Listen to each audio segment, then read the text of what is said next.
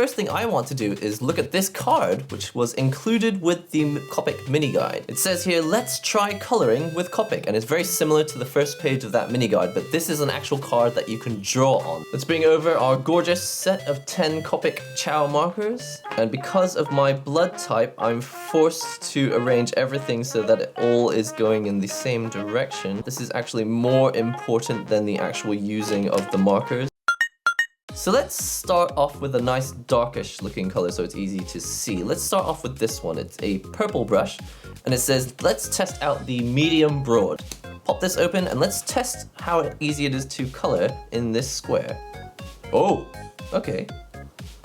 I see. Well, it's gonna take some getting used to figure out exactly how wide the brush is so that you don't go outside of the lines. But if I'm not mistaken, there are also Copic markers that will help you like remove some of these. You can kind of erase some of these pens by using the blending brushes. Even though I drew with like separate lines like this, even though I drew them with separate lines, over time you can see as the ink dries, you can see less and less of the dividing lines between the edges of the pen. Obviously some of the borderline between the strokes you can still see, and that's actually kind of important, I think. If you want to have a texture that shows some of the shape of the brush in your illustration, like this is probably the side that you would want to use. But I'm guessing that if I put the cap back on here and we try the other side, which is the super brush, you can see it's much softer in shape. And so if we want to color without having too much of the borderlines of the shape of the brush remaining on the page, it looks like this is probably the brush that we want to use. And let's see how different it will look. So if I start brushing in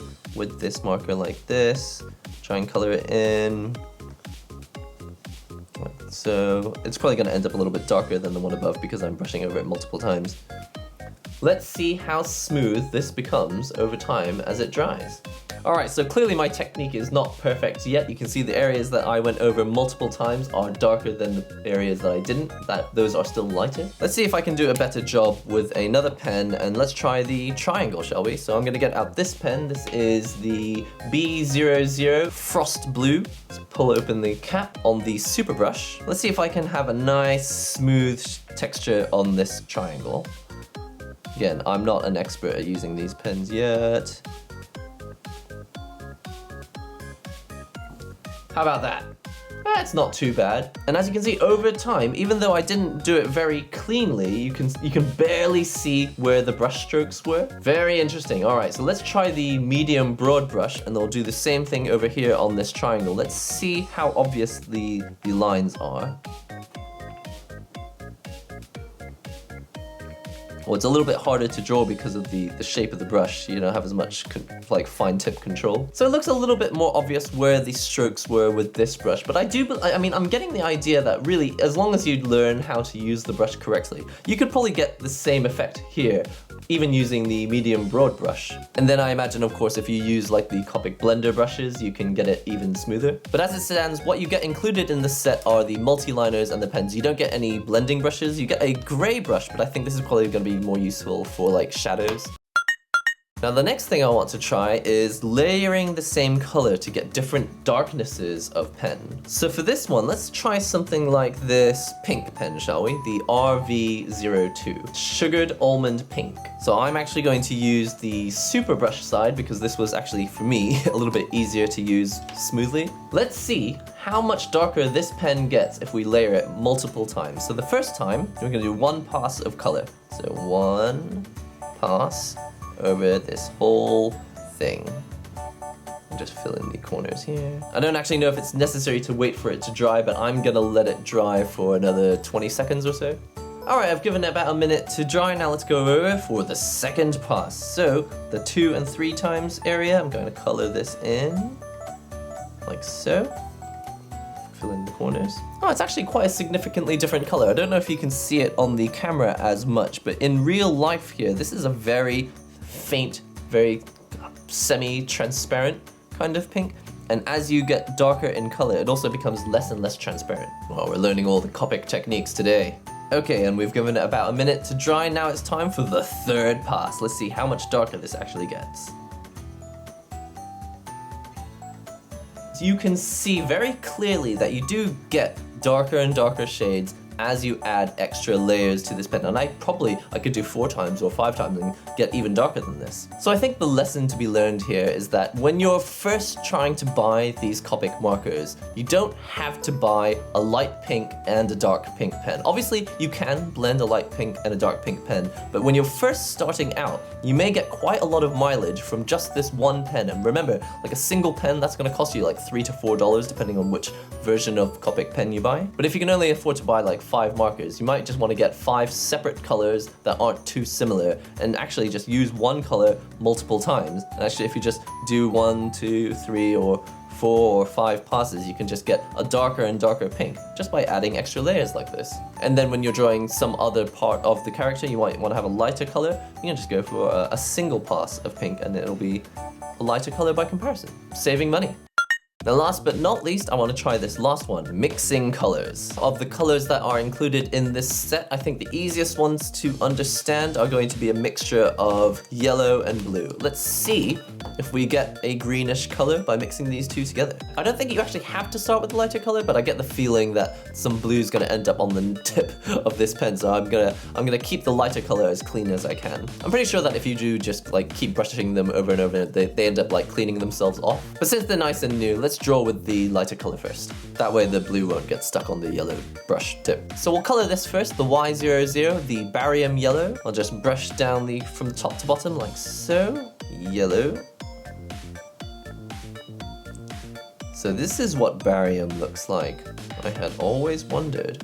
Put the pen nib back on top of that. And now let's get out our B00 Frost Blue. I've given this about 10 seconds to dry. Let's go straight in with the blue and let's see what color we get if we mix them two together. Oh.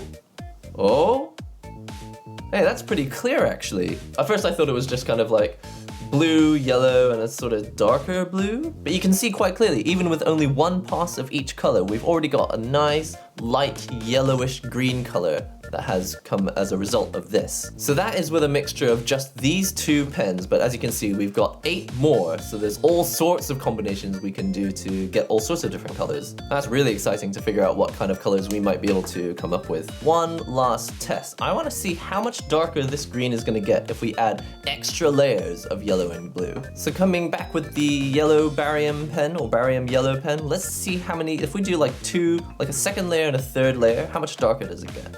1. So that's 2 layers of yellow. Let that dry. Now let's put a second layer of blue. Layer number 2.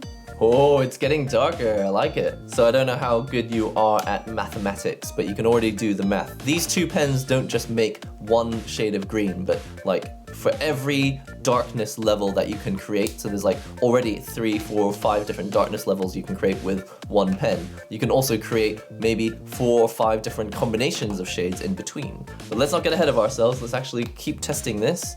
This is layer number 3 of the yellow. Yes, getting darker and darker. Last but not least, let's do a third coat of blue. This is coat number 3. Oops, slightly went over it a bit too much at the bottom. So that is really fascinating. Again, I've only ever really used Copics like once or twice in my life, so I don't really understand what was actually capable with them. But just with this Copic Debut Set and this tiny little card, I've already learned more than I ever knew about Copics, and it's really fascinating. I thought, okay, well, 10 markers, is that really enough to color in an illustration? But you can already see, with only 2 pens, you can already create one new color, but then you can also get extra layers of yellow, extra layers of blue, and make 2 or 3 or 4 or 5 different shades of green, even if you don't have a green pen. And then on top of that, depending on your technique and the way that you use these brushes, you can get these little textures like this, or little splodges like this, or have it nice and smooth with no edges at all like that. And I think this is a good point to wrap it up, just looking at the Copic Debut Set with the mini guide, these 10 gorgeous Copic Chow markers, and these 2 multi-liners, which we haven't actually used yet. And I think in a future video, what we'd like to do is actually color in this illustration that it comes with. This actually comes with 3 different illustrations, but let's try this one. It's got a character on it sitting on what is this, a cupcake? We'll color this character in a future video. We'll also test out these multi-liners and also check out this Copic Premium Bond acid-free paper. It's 157 GSM, so it's fairly heavy, but just for comparison, as you can see, on thin paper, even on this paper, which is slightly thicker than normal paper, it still bleeds through to the other side of the paper. So when you are getting into illustration with these alcohol-based markers, you are going to want to invest in some slightly heavier paper. I say invest, it's not super expensive, but you are going to want to at least go out and buy yourself a pad of slightly heavier paper so you can really experiment with all the blending, because as you can see, the more and more layers you add, the more and more it bleeds through to the other side of the page. Well, everyone, that's it for today. I hope you've enjoyed this quick look at the Copic Debut Set of Copic Chow markers. This is the set of markers that are aimed at people who have never really used Copic markers before. And so it's a set of colors that will blend nicely together with these convenient multi-liner pens if you've already done your own illustrations. And even if you haven't done your own illustrations, it comes with some testing cards so that you can understand how Copic markers work and some example illustrations as well. We're going to be trying out these gorgeous pens in more detail on this example illustration in a future video, so remember to subscribe to Doki Doki Drawing, check out the playlist for other videos that we've done on color illustrations, and we'll see you in future Doki Doki Drawing videos. Bye!